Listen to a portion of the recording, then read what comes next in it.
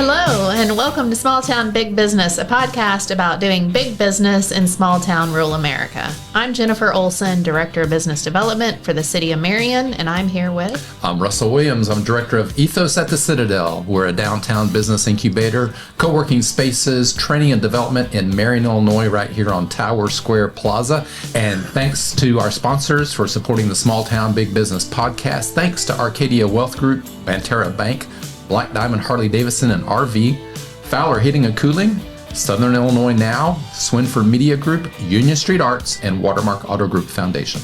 We're so glad you found us, and now you can find us on your favorite platform, all in one place, at the EThOs website. That's ethosmarion.org. So find us, like, follow, share, give us 5 stars, whatever's in your heart today. We just appreciate you helping others find our podcast. So our guest got up a little bit earlier for us today. They've already pointed that out a couple times. Can you introduce our guest today? Well, I sure can. So the one and only, ever famous John Brown and his lovely wife, Missy Brown. Missy, you probably don't sleep in, do you? I do not. I have to be at work by 8:30 every day. We are the ships in the night. There you go. We share dinner together and one Sopranos episode, and then we move on with the rest of our day. Excellent. And you are the proprietor of a John Cornerstone. Brown's on the Square. And what is John Brown's on the Square? It is a local gathering place, bar, tavern, whatever you want to call it. It seems to be the place that everyone lands directly after work and has everyone's laptops come out. And it's just it's almost like a Starbucks with alcohol instead.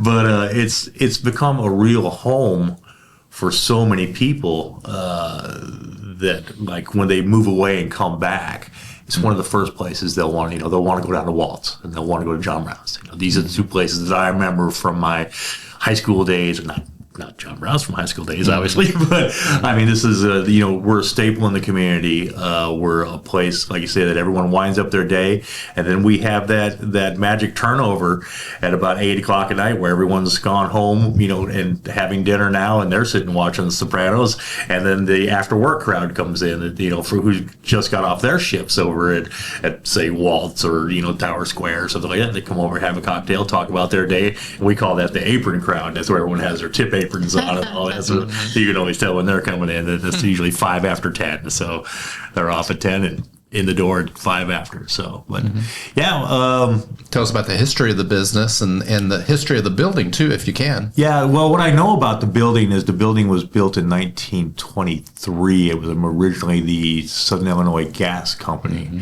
And if you ever go into our basement, you will see a 8x8 walk-in concrete poured wall safe where all the money used to be, where people come in and pay their bills and all that. And we still utilize that safe for our goods and this and that we want to keep private. And it was the confectionery and bus station after that. It was the Greyhound bus station. And the upstairs area was used for the drivers to stay overnight. It had a little efficiency apartment up there and a couple of offices where they ran all their business from. And downstairs was the confectionery. You bought your tickets and you sat at the soda fountain. And the soda fountain that's in there, the bar that's in there, came out of the old boat rights over here on the square itself. And the story goes that on a Sunday when they were closed down, they took 12 guys, took that bar out of there in one piece and walked it down the street and into that corner door, which happens to be at an angle anyway, and placed it there. And there she lays still to this day. Wow. And it was built, I believe, in 1905. Wow. It came from the same person who built the bar. I don't know if you remember the Key West Cafe in Union Station. It was whoever built that one built many of the bars, because you can imagine at that time there was only so many people did work like that, but they had all the wooden dados and all this and that and the other, and they let me get back there and mess around one time, and I was like, man, and we found the guy's initials in there and everything like that, and that's pretty cool. Yeah. Wow.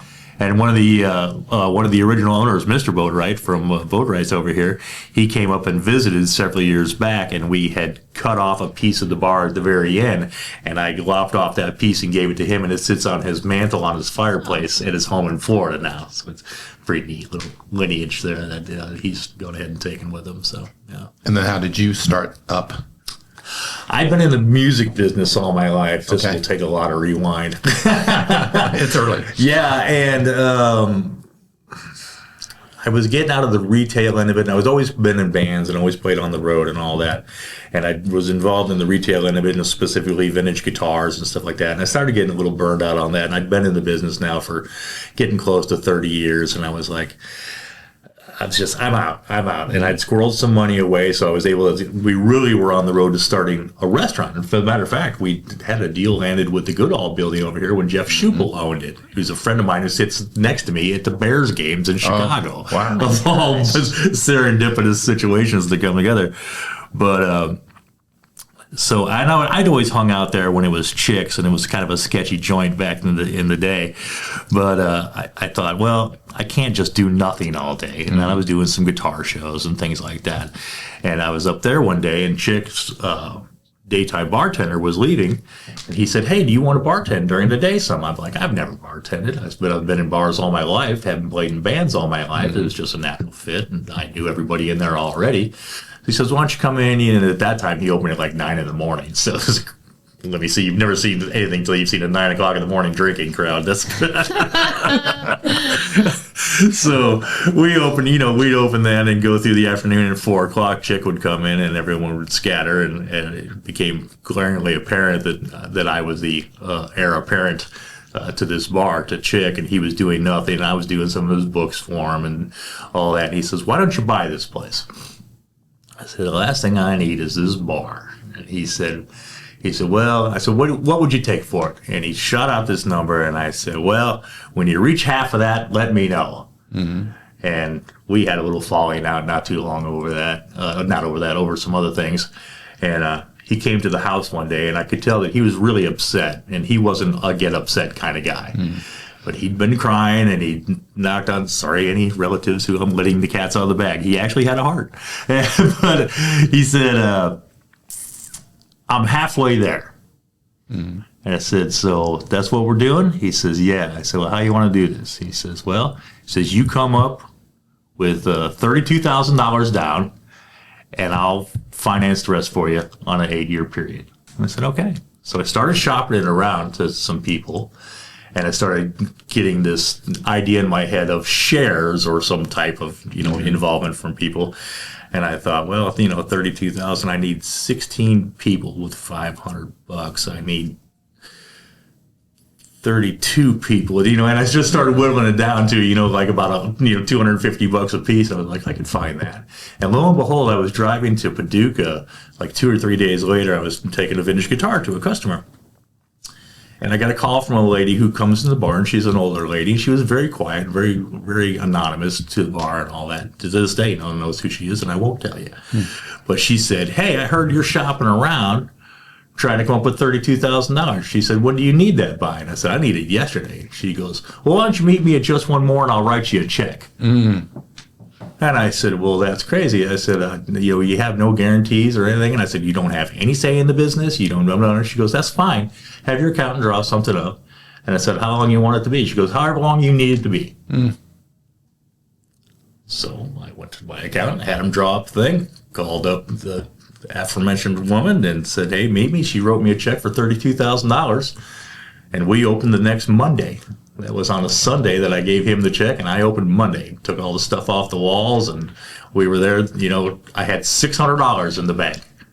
What year is this? This is 2007. Okay. Yeah. Mm-hmm. And I'd been there since 2004 during the day. But we literally did less than a 24-hour turnover on the place and just completely changed everything. And everyone it's kind of weird because like all the regulars that were coming in at that time were so excited, and they're a bunch of rough guys, but I'll fit in with them, and they all got along with me. And they were all, this, yay, John's buying the bar. It's going to be one of us. And I was like, no, we're not doing any of this. We're not. This is going to be a completely different bar. Yeah. The first thing that I did was I took out all the gaming machines, and I took out the pool tables, and I took out the jukebox. And all that stuff went out of there in the first week. And everybody was like, oh, you're going to lose it. You're going to lose, there's the gaming machines are what support all the bars. And I'm like, well, I've got a different idea. And having been involved in music and rock and roll as my, passion, my life has guided everything I've ever done. I had it in my head already that this was going to be an eclectic bar. This was going to be someplace that you could see bands that you wouldn't see other places. I wanted it to be a place that I used to run into on the road and went, oh, finally. Here's a cool place. Here's an owner who gets it. They've got a nice sound system. They got a lot of rules. They don't let people just run roughshod over them and all this sort of stuff. So that was sort of the precursor, the preliminary idea that I had of the place was having, almost for lack of a better use of terms, a hard rock cafe, of downtown. Except for we weren't going to serve food, which is a whole nother story. But I just always wanted to be that place that was music first. And to this day, we still play all the music in there. We have either a laptop or a 5 CD exchanger, and we pick out 5 CDs and we put them in there. And people come up and, can I hear so-and-so? We just say no. We're playing what we're playing. And if you continue to come here, it's one of the reasons that you will be coming here, because you're going to hear stuff you haven't ever heard or haven't heard in years. And, so anyways, that's my answer. What was the question? And we're still here 17 years later. Yes, absolutely. Yeah. So, it's really been, and it's been something, and it's changed some over the years, and having been in it now this is our 18th year. We're waiting on some of our friends' kids now, and stuff like that. Right.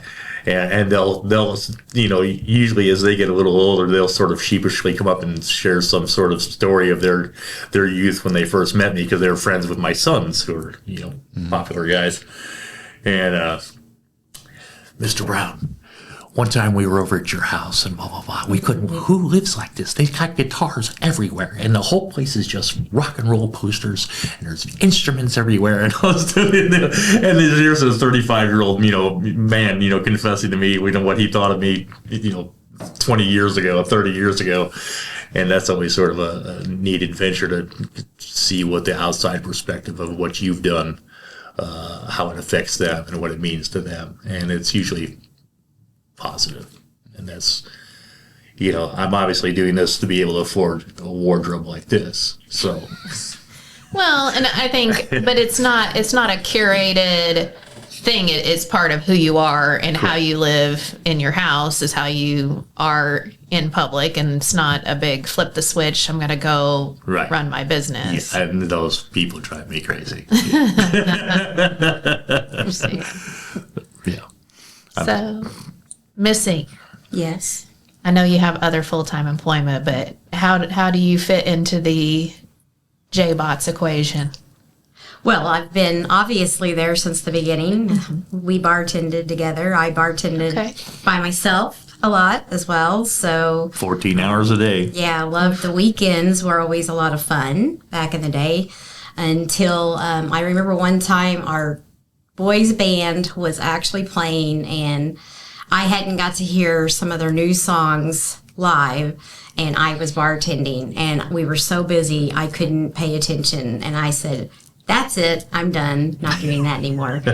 So flash forward to, I'm working, doing other things, but, I'm the support vehicle, I'm the eyes that come in, that aren't there all the time, that see the glaring whatever that nobody else sees.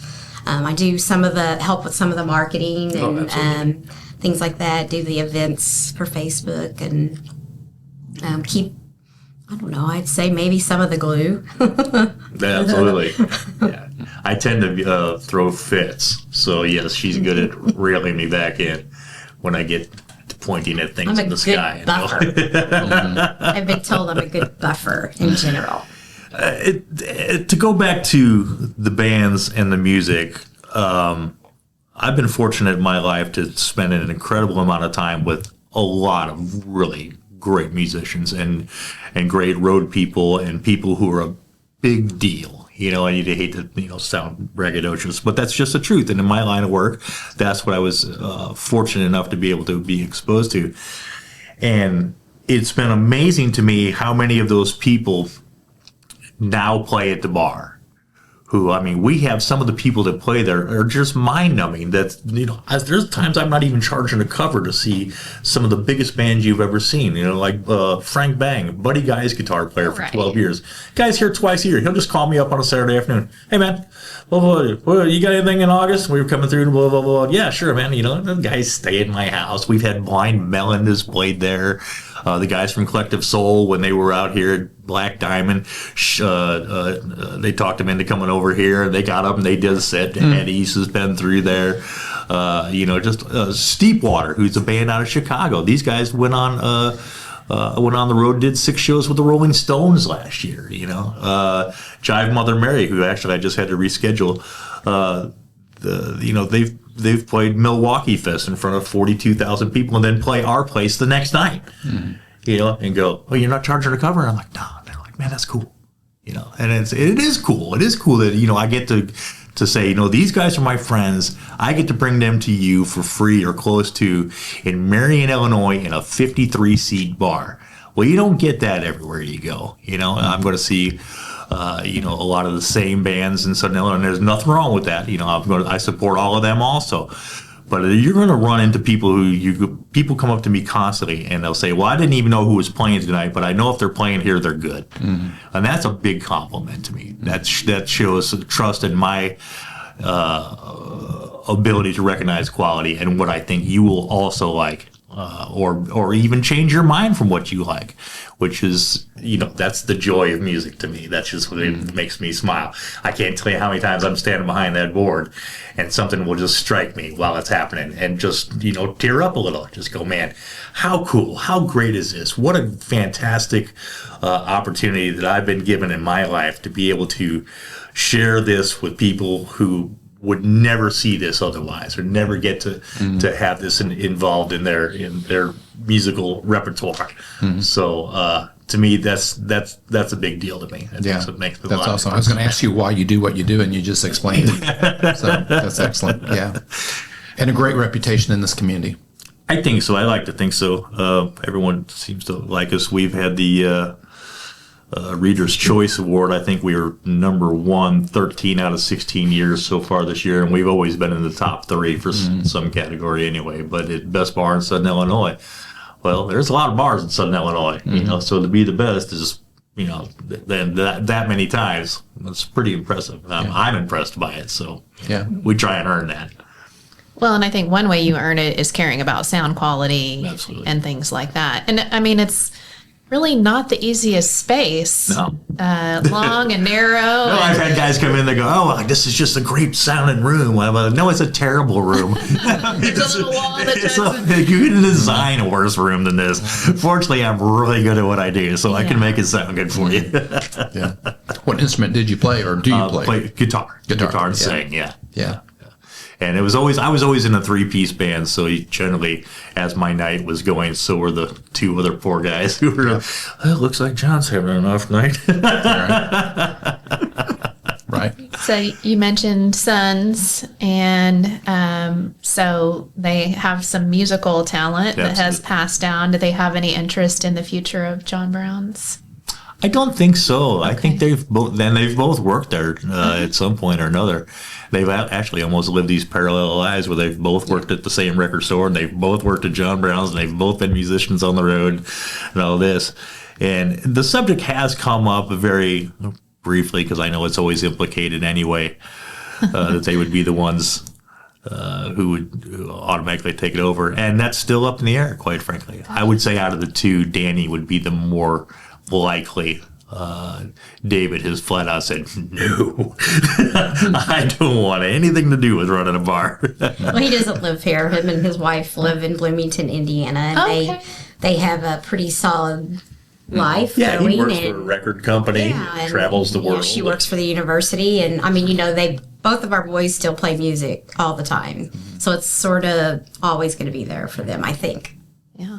Yeah, and David was in a band called the Black 40s, which was voted Rolling Stone magazine's best college band in America. Yeah, At some that is point true. there. Yeah, so they went and did a bunch That of was pretty cool. big shows, played with Bob Dylan and these other famous folks and this and that and the other. He called me one time as one of those thanks dad, moments. He called me and it was like 1 a.m. and I'm like, my son doesn't call me at 1 a.m. Why is he calling me? So he just, hey dad, staying here with Anthony Kiedis, blah blah blah blah blah, and we're watching Bob Dylan's going out right now. And he said, I said, well, that's great. He goes, well, I just want to let you know that none of that would have happened without you. Oh my And I was like, gosh. okay. I don't need another Father's Day card ever. right. So yeah, it's nice that that lineage has been passed to both those boys. They enjoy music as much as I do, and they're both smart as a whip about it, and they're constantly immersed in it and always looking for new and what's next. And that's what I've always done. And gladly they've grabbed that gene and ran with it too. So yeah, And they're good humans. yeah, and they're good people. That's right. Yeah. Well, since you've been a business owner here for quite a while now, Yeah. can you talk a little bit about business climate here in Marion, Illinois or Southern Illinois? I'm sure you have an opinion. Absolutely welcoming as could possibly be. They try to make everything as transitional, easy on the business owners. Myself, I can speak for the other people that I've talked to have said essentially the same thing. The mayor, when the mayor very first came in, he was coming up the alley and he had no idea who I was. I was some hoodlum coming out the front door of the bar out there. And he kind of literally got closer to the Salvation Army while as he was walking up. And I was like, hey, how you doing? And you could see he kind of lightened up. And I said, I'm John Brown, by the way. I want to congratulate you on your election and blah, blah, blah. And he goes, oh, you're John Brown. I said, yeah. He goes, I heard I should be talking to you. And I said, who said you should be talking to me? He said, everybody says I should be talking to you. And I was like, okay, all right, what do you want to know? So, and it was really flattering because he literally did call me probably a couple of times a week, for the first few months or so, hey, John, this is happening or that's happening, or what do you think about this? No. You've been down here long enough, you see. And finally, I asked him one time, I said, Mike, because I refused to call him mayor. I love him, man. But I said, Mike, why do you care what I think so much about these things that are going on? He goes, because you're the only guy who's been down here all this time, and I've watched you go from the worst bar in Southern Illinois to the best bar in Southern Illinois, and I want to know how you did that and why you did that. So I was like, yeah. So here we are. Again, all these years later, and then I'm a full supporter of the guy. I think he's doing a great job. Obviously, everybody's got their opinion about something, and you can get online and read all the slop being thrown on the wall and go, okay, well, that's what you think. So, sometimes you just try to consider the source, but nevertheless, if it was as easy as everyone thinks it is, we'd all be doing it. But Marion's definitely made it easy for this ex-Chicago guy to come down here and be welcomed in the community and run this place. And that's another thing, too. But no matter how long I live here, which is 30 years plus at this point, I will always be to everyone that guy from Chicago. John Brown, that guy from Chicago, right? I went to high school here. I'm not that guy from Chicago anymore. So, nevertheless. Well, but it serves a need, though, too, because we have enough expat Chicagoans Absolutely. now that they need that cup Oh, yeah. spot. We are Wrigleyville South and Bears South for sure. Yeah. And they find us as well. Yeah. Yes, all the And time. so do the Cardinal fans. Sorry. That's all right.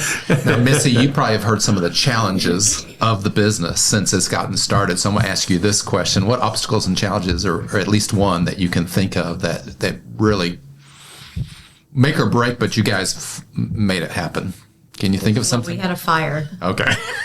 So we had a fire in 2016. 16. He's the historian. The year the Cubs won the Mississippi. 2016, we had a fire, so burned all the way down to the studs, and it was terrible. You know, we weren't sure at that moment what was going to happen.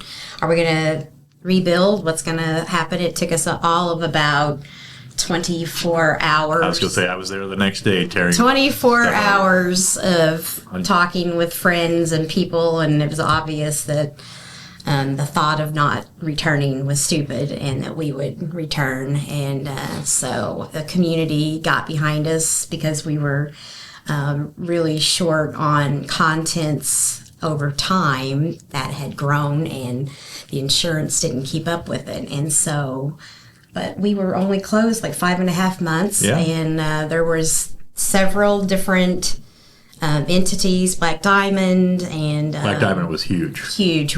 I mean, they had gigantic fundraisers for us, and but we did that. We wouldn't have been able to do it without all the help. But when we decided to do it, I guess we deep down knew that we wouldn't have to do it alone. So That's great. As he always says, I can't do this without you, and that really is true. We can't do it without all the people. So all of our friends who make everything happen all the time. So the fire would be the biggest, gigantic, defining obstacle for us. So But we've that- had a lot of Yeah, that happened on January 13th, actually, the night of my birthday, believe it or not. Oh, no. And the previous owner's current birthday. Yeah. The chick's birthday was on the 13th. So I was out there working through the ice and snow, repairing stuff the next day, and Johnny Goss from City Hall comes walking over. He's just laughing. And I said, "What are you laughing at, old man?" And he laughed real hard because we were pretty rough on each other all the time. And he said, "You remind me of me." He said, when I tried to burn down the square, he says, I was out there the next day rebuilding everything again. He said, and here you are doing the same thing. I said, well, I don't know what else to do, Johnny, to get back to work at it. So here we go. So where's that attitude come from? Man, I was raised by a World War II Omaha beach storming son of a gun who put up with zero nonsense. He was just a loving man, no doubt about it, but tough John Wayne as nails guy, man. And just my hero, man. My hero. Yeah, he just tough guy. Yeah. Love him to death. Miss him. He passed away in 2005. And he was always brutally honest with me. You know. But that's where that comes from. Yeah. Brutally honest right there. She's always keeping me in check, you know. Don't say this and just kind of pull up on that, would you? Well, having said that, we went to some sort of town meeting over here at whatever building it was. This time, it used to be Purple Peacock, I think. And Gail West had invited me to go with her. She said, "Go with me and see what some of this stuff is like, and blah blah blah. We need your input for the community." She goes, "But I need you to kind of keep yourself in check." And I said, "Well, my reputation precedes me." So I said, "That's fine, Gail. Let's go." And we got there, and I promised I wasn't going to say a word. I told her, I said, I won't say anything. And I sat there, and maybe 61 seconds into it, I'm raising my hand like this. And I feel Gail just reach over and squeeze my knee like, no. That's what I do. No. Not now. You're too new. Listening. So you put a little teaser about what goes around on social media. So do you want to You think you're going to drag me out on that? No. So do you want to answer some things that I see about your building? Namely, is the deck outdoor space happening, and what's in the second floor? Right, yeah, two mysteries. Yes, the deck is happening. That took us literally 2.5 years to get that all pulled together with the immense amount of paperwork and architectural designs and this and that and the other, and things I never dreamed I would have had to have gone through. But we did, and we're headed down the road. We've broke ground Monday, putting in new pylons and everything like that. It will be access from the outside area set up to begin with. It's going to be much more like the wineries are, where you come in and get your service and then take it back out there yourself. And then later on, we'll introduce cocktail waitresses or bartenders outside. But we'll never have like a standing bar and stuff like that, because you can't leave that out overnight. No matter how you lock it up, they're going to get in there. So it's going to be just more places for seats and people to sit and enjoy the weather in the summertime. And of course, we're just in time for winter. What a great idea.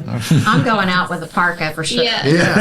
As soon as it's done, I don't care. The experience, yeah. And the second floor is, like I had said earlier, was where all the bus drivers all stayed, and the offices for the Southern Illinois Gas Company was, and the bus station was all up there. And all it's basically, when we had the fire, there was so many mismatched walls and little bits of plaster coming down here and there. I said, go up there, scrape everything down, put a base coat, texture coat down, and just leave it white up there, and I'll rebuild it someday when I need it up there. So, but we can't do anything up there open to the public because we would have to have ADA access, be it an elevator, which is $250,000, or some sort of lift chair. And then I would be over square footage for sprinkler systems, which means I would have to put sprinkler systems in downstairs and upstairs. And now I'm big enough that I would have to have a rear fire escape exit out of upstairs too. So you're talking about another $1 million of roughly work to go into selling $1.50 PBRs. That's not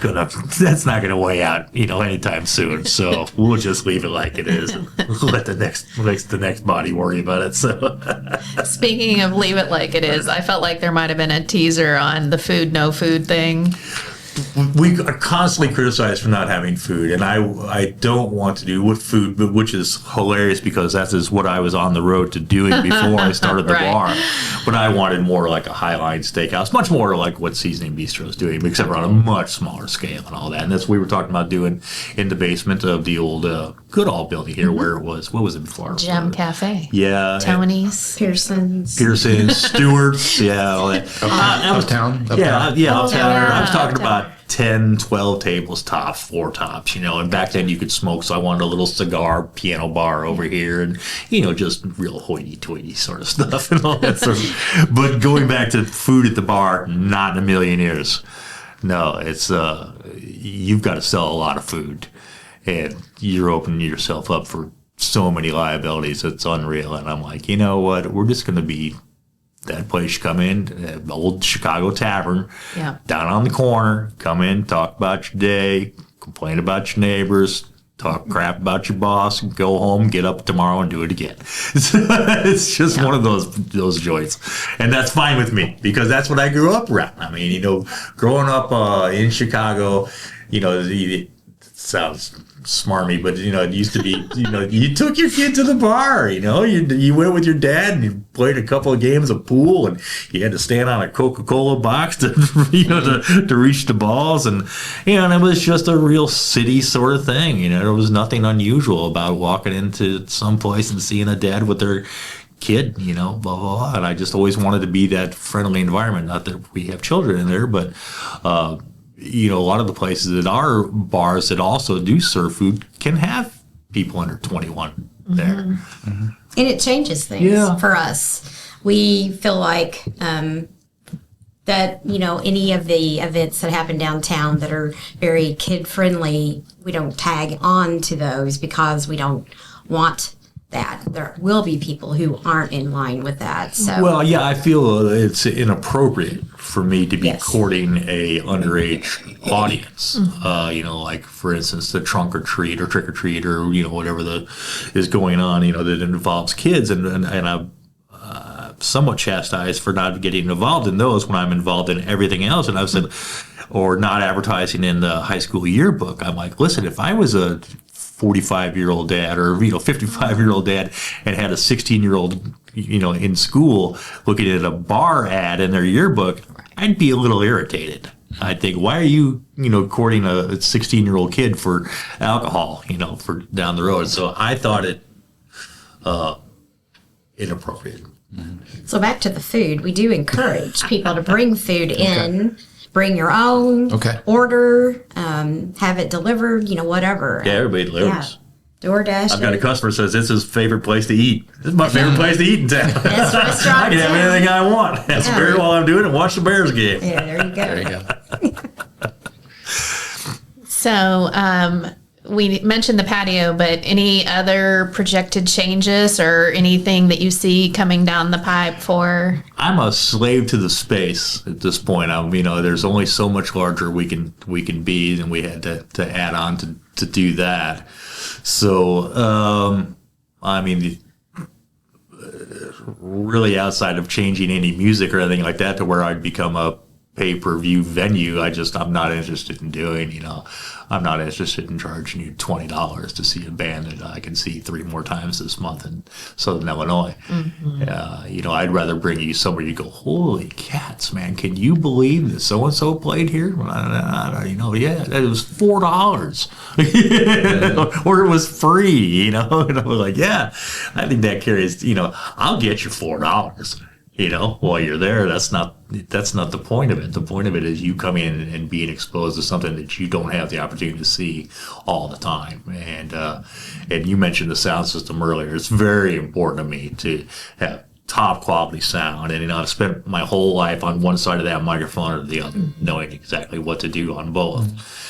So when bands come in, say for the first time, and they send me their tech riders and all that, which is crazy for a 53-seat bar, but it's nuts, But people will send me these, 5-page riders of things they have to have, sound-wise. And I'm like, you realize you're on an 8x12 stage, right? I don't know if 6 monitor mixes are going to really be necessary here. I think if Todd hits the drum a little harder, you'll hear him just fine.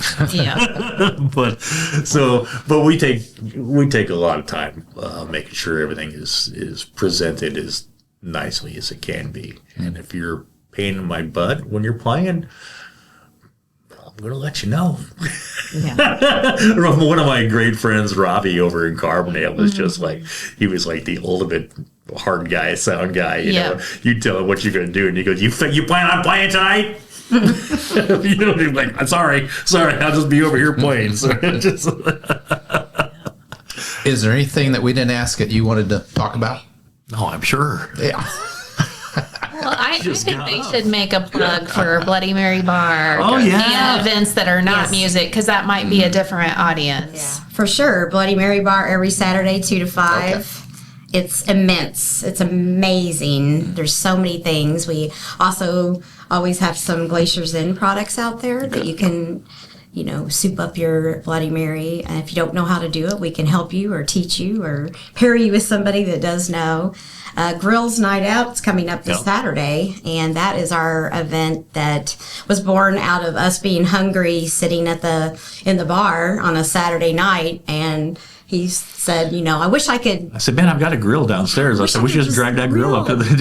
We should do that. And then I was like, oh, we could do that. And he goes, Grills Night Out, write that down. And then next thing you know, here we are. So we've been doing that for, I think, about 13 years. Yeah, and it's basically, me and a bunch of my melonhead friends all grabbing our grills and going up and down the alley there. And we make, there's probably 8 to 10 of us just making food and giving it away. Yeah. That's what, and I mean, not, we're making I make stuff. New Zealand lamb chops on a regular basis and things like that. Everybody's, going upper end on this thing. It's not a contest, but it's certainly a contest. Yeah. We can always use more grillers, though, all you people out there. That's like to grill. It's just like being at a big outdoor, it's like being at a big picnic, you just come in and sit around the tables and everybody, eating everybody's food. And if you tried this and if you had that and all that, it's a lot of fun. Big block party. And then Wednesdays, the third Wednesday of every month is Ben by Ben West. That is, we don't need to get into how we came up with the name, but it is his name's Ben West. Yes. A local showcase of artists and art, and there's some comedy, and you never know what's going to happen at Ben by Ben West night, but it's really cool, really great events. Yeah, like every one of the bands is every one of the solo artists that you see around at all the area venues, be it wineries or smaller bars and this and that and the other, gather on Ben by Ben West night and play over there. And it's just a blast, and all the artists bring actual art, and they bring photography, and they A lot of people get hired out of there for, doing murals or paintings and this and that and the other and all that. It's just, and it's a markedly younger crowd, which I'm smart enough to know at 62 that, I'm not going to be on the cutting edge of, what's hip and cool and happening all the time with the young people. And with the young people. So I turn this over to Ben and Danny and Casey Rogers and guys who are involved every week with this stuff. I say, you hire all the bands, you get everybody in here, we'll make sure everything that you have that you need to give your crowd, which in turn will turn into my crowd, to come here and make this their place. Yeah. It's not for any one group of people. It can be for everybody, for anybody. And the best part is when they all get together at the same time. That's the best part. There's nothing cooler than to see 60-some-year-old people sitting around over here having a great time, and 22-year-olds sitting over here having a great time and getting along. Not chastising each other. Well, you don't know anything about it. Well, shut up, old man. But everyone just to get along in this friendly environment that we all have this common thread about. I have this common denominator. And having said that about the bar itself, everything that's going on, and going back to the city of Marion and Mike really having a vision about that, to me, the best idea that we have for downtown is to have all these businesses interconnected. Nothing makes my heart warmer than to see Little Nashville come in right over here. We're going to have Route 51 right next to us. The Civic Center is exploding. They have Pizza Place right here, to have Pookie's right behind us, to have Benny's down the road, to have Glacier's End right over here, to tie all that together and make that one community thrust all the time. It's just fantastic. Good word. I mean, there's no better way for you to see an area than to go to an area and just explore that particular spot. Like when we go to Nashville, or we go to St. Louis, or we go to, Savannah, Georgia for the first time, we want to find that neighborhood that appeals to us, and I'm going to park the car or take a cab down there, and I'm going to walk to 6 different places while I'm down there. And that's what I want downtown Marion to be. I want you to be able to, I don't expect you to stay at my place all night and spend money all night. You're going to walk over to Little Nashville, and I say, God bless, knock yourself out, have at it. They're great, man. They're doing great. So go over there, finish up the show over here at the Marion Civic Center. Come on by and have a cocktail. Swing over there and see a little music at this place, and go over to the Seasoning Bistro when they get open and have a nice dinner after the fact. Or get Benny's and Pookie's, and like I said, to just have everything going on at the same time and everybody on the same page and playing nice is all the difference in the world of what's going on down here. And having been enough other places that I've watched it take a turn, it's because there's infighting. There's people bickering with each other over the most inane details that don't need to be worried about it. Like, look, man, you're missing the big picture here. I mean, this is for all of us. This makes everything better down here if we do this. And then I constantly fight about the, people I wasn't going to comment on the websites, but complaining about the money being spent downtown, and then there goes that's no wonder my taxes were so high. And I said, you obviously haven't read any further past the first line, because the taxes aren't what paid for this. This came 76% from grants and public funding and personal donations. I said, so your Marion tax, which doesn't exist anyway, didn't pay for any of this. But come on down and enjoy it. Please do. You might change your mind. So that'll be my rant for the day. Well, and I mean, you're right. There's different sources of money, and we don't levy a property tax. But also, like, we can't just take money from IDOT and not use it for things that involve roads and sidewalks and say we're going to fix this problem or that problem. And the same thing, if we had money for housing or homeless or whatever the other priority is, that has to stay there. Like, we can't come down and put a fountain in with it. That just doesn't happen. So the whole conversation is ludicrous. Yep. Yeah. I'm just glad to be part of it. And, it's rejuvenated me, this long into it. It's a tough business. It's easy to get a little jaded about it, and on particular parts snickety as it is. So.